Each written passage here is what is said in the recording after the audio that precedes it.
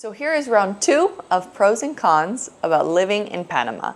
If you haven't seen round 1, go back and watch it. This is version 2. Holidays.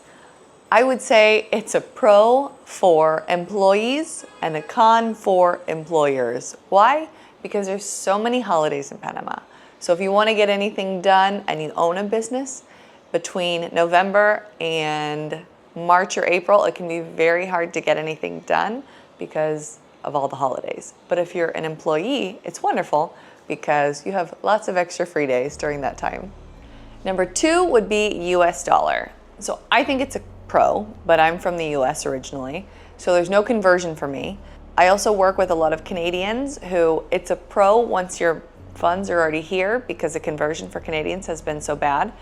But I would overall consider the US dollar as a pro because the majority of the world has access to or uses US dollars.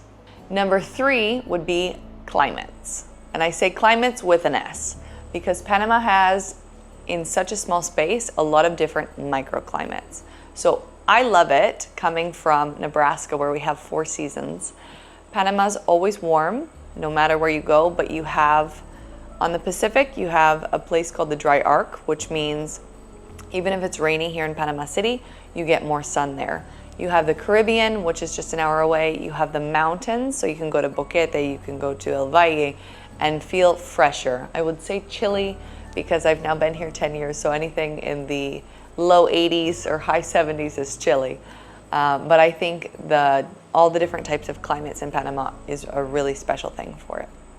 So the next point would be infrastructure outside of Panama City. And I'm going to say this is a con because if you want to go to the beach on the weekend, if you want to go to the mountains, as I mentioned earlier, unless you're going to Boquete where you can fly into David, you really have to drive. So if you're not comfortable driving in Latin America, I mean, it's not awful driving. I drive here. Coming from Nebraska, it's very different, but it took me, let's say, 6 months to feel comfortable driving here. So you can rent a car. Cars here are fairly cheap also if you're going to live here at any point.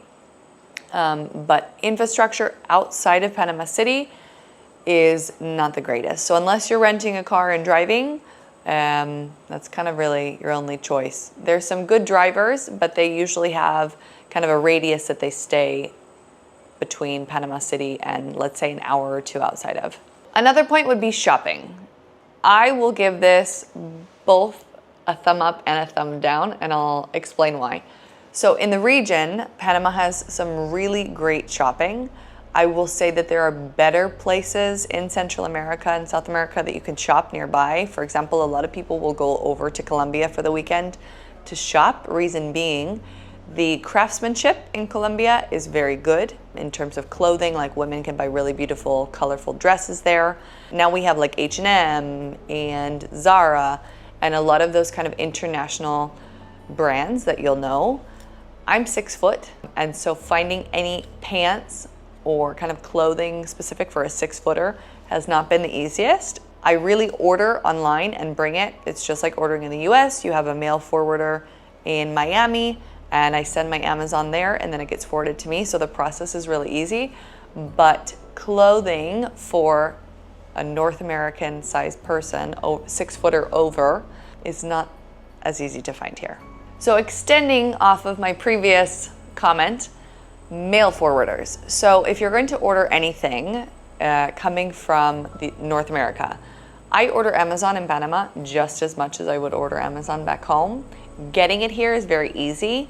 It's if you have to make a return that can be harder. So depending on the mail forwarder that you use, the mail forwarder being you have a P.O. box in Miami. I send all of my Amazon packages or anything that I order to that P.O. box. They then forward it to me here and I pay per weight. So getting it here is very easy, but if I need to make a return, that can be harder. So there are specific mail forwarders that you have X amount of weight every month that you can return for free or that's included in your package. But getting it here is very easy, but if you need to return, that can be harder. Another point would be gastronomy. So Panama, what's very unique about it is all of the different countries that have a reason to be here for any reason. So whether they were here many years ago to build the canal, or now, since Panama is such an international hub, there's a lot of international people that have made Panama their home. So with that, they bring their cuisine.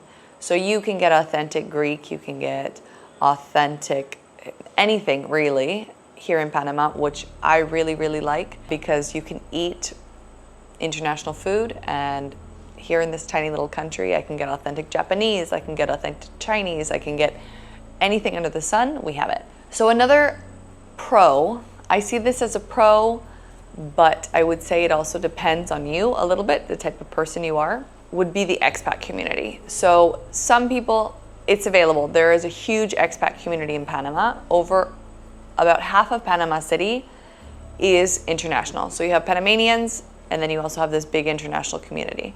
It's amazing because there's always something to do.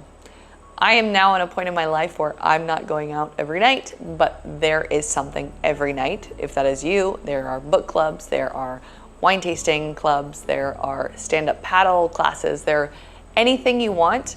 Panama City for sure has it. As you get out to the beach areas, they also have it, but it would be more usually around the weekends because that's when the majority of people are there. I know in places like Boquete, you also have that expat community is usually a different age group. So maybe the age group would limit in terms of type of activity. But here within Panama City, I mean, there's anything and everything. And my last pro or con would be that Panama is relaxed.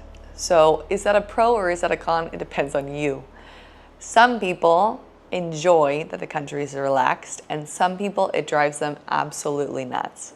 So if you're okay with maybe waiting a little bit longer for an appointment, or an appointment meaning you agree with someone to go to coffee at this time, and my husband is Panamanian. On time for me is early.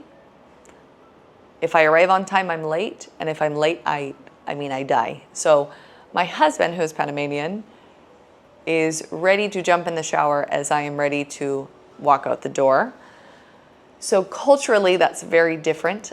I would say if you can get to the place of, when appropriate, being relaxed about timing, I would say that your stress level here in Panama is lower if you allow it to be. If not, it might give you a heart attack. So it's a pro for some people, but it's also a con for others. That depends on you. If you like these videos that we're making, or if you have other things you'd like to know about, if I haven't answered all of your questions, please put them in the comments below, and don't forget to click subscribe.